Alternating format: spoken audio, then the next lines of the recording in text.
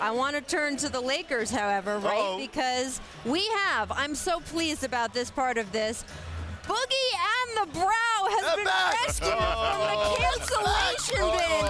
You know how there's like ABC 40, picked it up. Right? You know how there's like 40 CSIs, like CSI Pittsburgh or whatever? Yeah. This is Boogie and the Brow LA style. I love it. And Woj is reporting DeMarcus Cousins has indeed agreed to a 1-year, $3.5 million deal with the Lakers.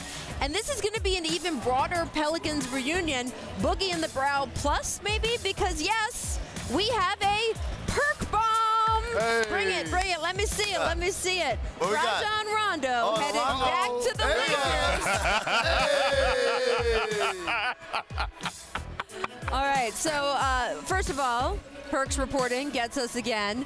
But, I mean, I want you to sort of look at this roster, right? This is who they're filling out. A little bit of a scramble once Kawhi made his decision because they needed to do a lot before noon Eastern today, and the deals started executing. Not even just their Anthony Davis deal, but other deals around the league, and trades started to go through. What do you think of that roster and what they've done in the wake of Kawhi turning them down? Well, first of all, this was the risk they knew they were taking. And to me, when you have an opportunity to get a Kawhi Leonard, you live with that risk. But that also means you live with what happens when it doesn't work out. And so they had some things that looked like lined up. Danny Green, for instance, standing order. If Kawhi doesn't come here, you've got this deal waiting on you. That's a great pickup right there. But then the one thing I want to say about this roster, Rachel, and I think it's got talent, it's older, and also it's short on defense. Right. You got Danny Green, you got Anthony Davis. LeBron plays defense when he wants to.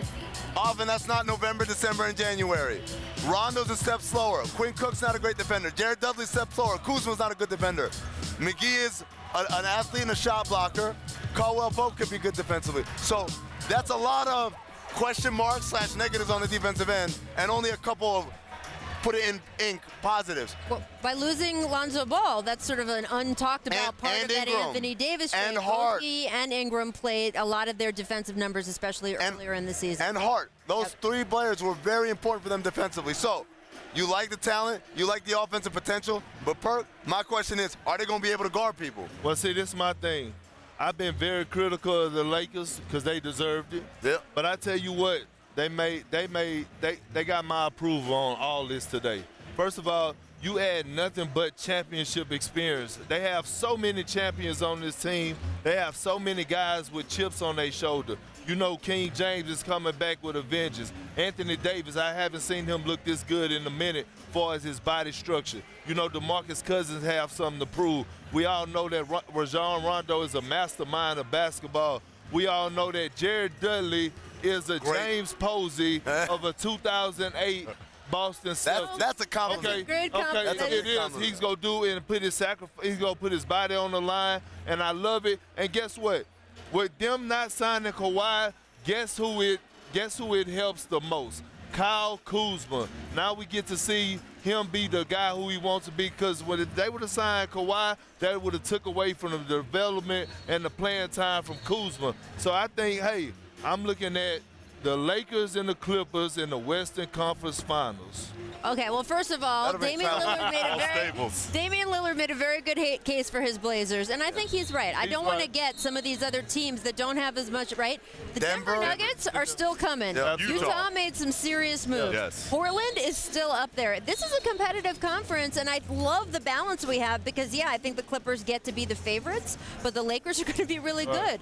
The Nets are we don't know what they're going to be with just Kyrie next year, but then they're going to have KD in the mix. Philadelphia is going to be really good. Milwaukee is going to be really good. We're going to see balance around the league that we have not seen in years.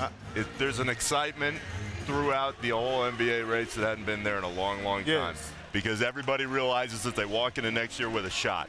Right. And a lot of times it was kind of like, all right, the last few years, well, it's the Warriors to lose. If they stay healthy, they're going to roll. Right. And sometimes they did, sometimes they didn't. But as far as the Lakers go, when you look at that roster, that is a professional group. Yep. Right. The guys they brought in know how to play. They know what to do, how to win. The only thing that scares me is LeBron is going to be 35, and he December. better do it right now. The Lakers' window is right now. I just don't know if they have the star power throughout the regular season and possibly a long postseason stretch to finish it out. Well, I'd still love them to pick up Marcus Morris. Do they have room for that, or is that dead He now? tweeted today, that's not going to happen. That's not happening. So, we'll see. Thanks so much for watching ESPN on YouTube. For more sports analysis and highlights, download the ESPN app. And for live streaming and premium content, subscribe to ESPN Plus.